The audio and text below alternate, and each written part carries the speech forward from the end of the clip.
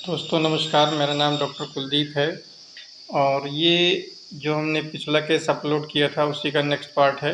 ये हाइपोकैल्सीमिया में थी और इसको हमारे द्वारा एक दिन पहले ट्रीटमेंट दिया गया है। इसका फर्स्ट पार्ट अपलोड है, उसमें आप जाके देख सकते हैं। हम लोग इलाज करने के बाद चले गए थे। शाम को ये भैंस लेट गई है और ओनर के अनुसार ये बैठी थी, फिर लेट गई, फिर बैठी, फिर बैठ जाए, फिर लेट गई। तो ऐसा फ़ोन पर ओनर ने हमसे बताया, तो मैंने उनसे बोला था कि आप एक वीडियो बना के भेज दीजिए। तो वो सही तरीके से वीडियो बना नहीं पाए। ये जो आप देख रहे हैं ये ओनर के द्वारा ही भेजा गया है। तो इसमें तो ये पता लग रहा है कि ये फैली पड़ी यानी लेट गई है। अब हुआ क्या था कि हम लोग कैल्शियम चढ़ा के चले गए थे और ये पशु खड़ा हो गया था और आराम से इसने चारा पानी भी किया है। लेकिन शाम की स्थिति ऐसी हुई है, फिर आधे घंटे बाद ये उठ के बैठ भी गई है। ये सिर्फ जो एक्टिविटी हुई है वो केवल और केवल आधे घंटे के लिए हुई है और ओनर उतने समय में ही वो घबरा गया। फिर जब ये उठ के बैठ गई है तो फिर उन्होंने जब हमने वीडियो देखा तो मैंने कहा ठीक है, इसको कल देखेंगे, इतनी कोई बहुत सीवियरिटी नहीं है।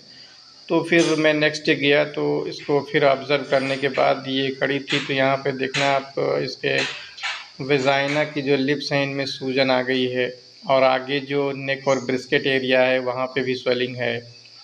और इसके टेम्परेचर लेने पर ये पता लग रहा है कि टेम्परेचर इसका नॉर्मल है। तो यहाँ पर जो हमने नेक्स्ट डे ट्रीटमेंट दिया है उसमें यहाँ पर इंजेक्शन मेग्लोडाइन यूज़ किया है मैंने और दूसरा इंजेक्शन रेडिमा यूज़ किया है, तीसरा बेलामाइल यूज़ किया है। और फिर जब हमने नेक्स्ट डे के लिए रखा तो नेक्स्ट डे में इसकी स्वेलिंग तो कम हुई थी लेकिन स्वेलिंग में हार्डनेस आ गई थी। ब्रिस्केट वाले रीजन की जो स्वेलिंग है वो बहुत ज़्यादा हार्ड नहीं थी, बट वल्वर लिप्स में हार्डनेस हो रही थी। तो फिर मैंने नेक्स्ट डे एक एंटीबायोटिक यूज़ किया था और इंजेक्शन रेडिमा रिपीट किया। इंजेक्शन आइसोफ्लूड 5 ml हमने ऐड किया था और बेलामाइल।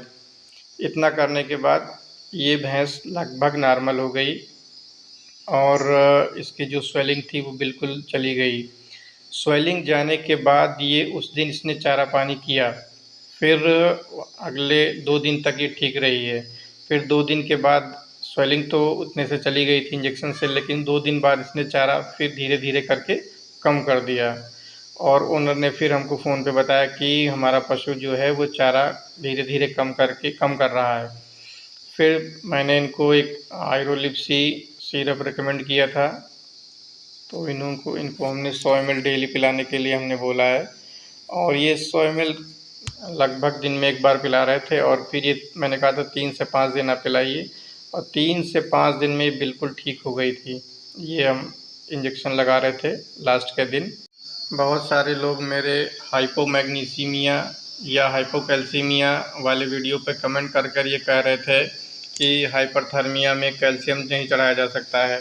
तो मैं बता दूं, अगर किसी काऊ में हाइपरथर्मिया ड्यू टू हाइपोकैल्सीमिया की वजह से है तो फिर आपको कैल्शियम देना ही पड़ेगा, पहली बात। दूसरा, अगर आप उसको नहलाएंगे तो 106.5 डिग्री का बुखार है तो वो टूट के आता है 103 या 102.5, इतने पे आपको कैल्शियम देना रहेगा।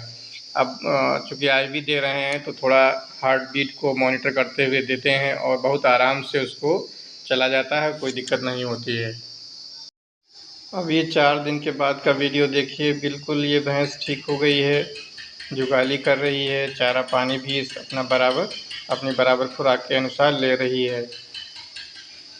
आपका संदीप कहाँ के रहने वाले हो? गंगू खेड़ा, ये गौसगंज में आता है। हाँ। ठीक है।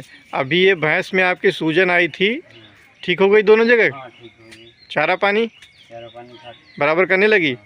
गालर वालर सब करती है पूरी तरीके से? ठीक है। हाँ, ठीक। आप हमारे इलाज से संतुष्ट हैं? हाँ, संतुष्ट हैं, बिल्कुल। ठीक।